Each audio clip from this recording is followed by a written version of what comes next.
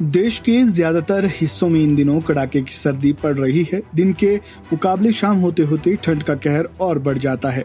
दिन में धूप निकलने की वजह से लोगों के लिए थोड़ी राहत जरूर है, लेकिन शाम होने के साथ ही दिल्ली, यूपी और हरियाणा सहित कई राज्य कोहरे की सफेद चादर में लिपटे हुए नजर आते हैं।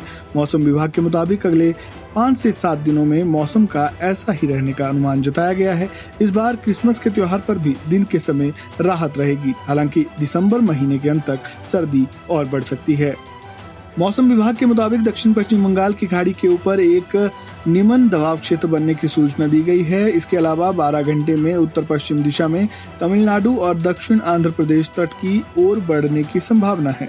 इसके बाद ये 24 घंटे में आंध्र प्रदेश तट के साथ उत्तर की ओर बढ़ सकता है। इसके कारण कई इलाकों में बारिश हो सकती है। साथ ही एक पश्चिम विक्षोभ के कारण से ठंड की स्थिति बढ़ सकती है।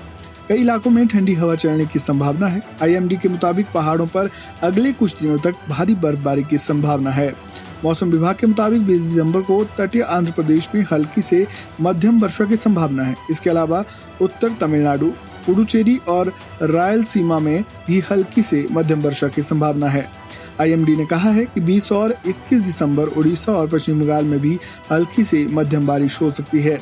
21 से 23 दिसंबर के बीच असम और मेघालय में वर्षा की पूर्वानुमान है।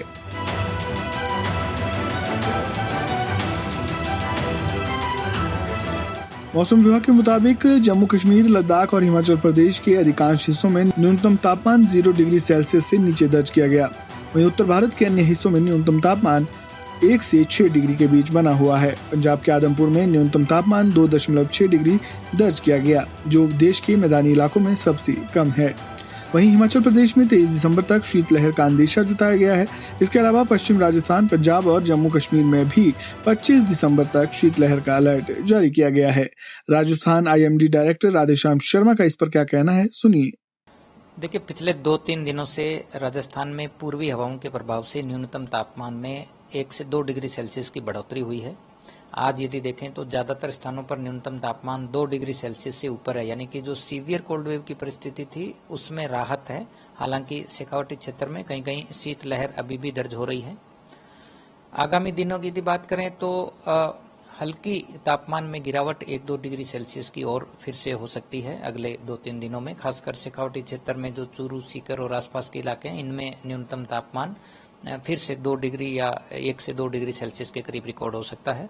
इसके अलावा ज्यादातर स्थानों पर फिलहाल न्यूनतम तापमान नियर नॉर्मल रहेंगे, यानी कि 4 डिग्री से लेकर करीब 8-9 डिग्री सेल्सियस तक बने रहेंगे। बात करें यदि बारिश की तो अगले 4-5 दिन राजस्थान में बारिश की संभावना नहीं है। हालांकि 26 दिसंबर से एक नया पश्चिमी विक्षोभ राजस्थान और आसपास के कई इलाकों में सक्रिय होगा।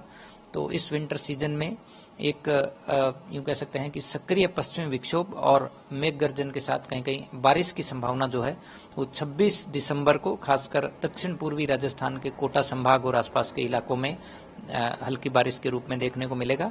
इसके बाद में 27 और 28 दिसंबर को भी राजस्थान के कुछ इलाकों में इस सिस्टम के असर से मावट होने की संभावना बन रही है।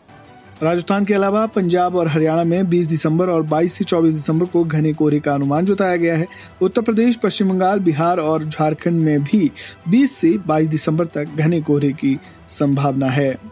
इस खबरों में फिलहाल इतना ही। खबरों से जुड़े ताज़ा अपडेट के लिए बने रहें वन इंडिया हिंदी के साथ।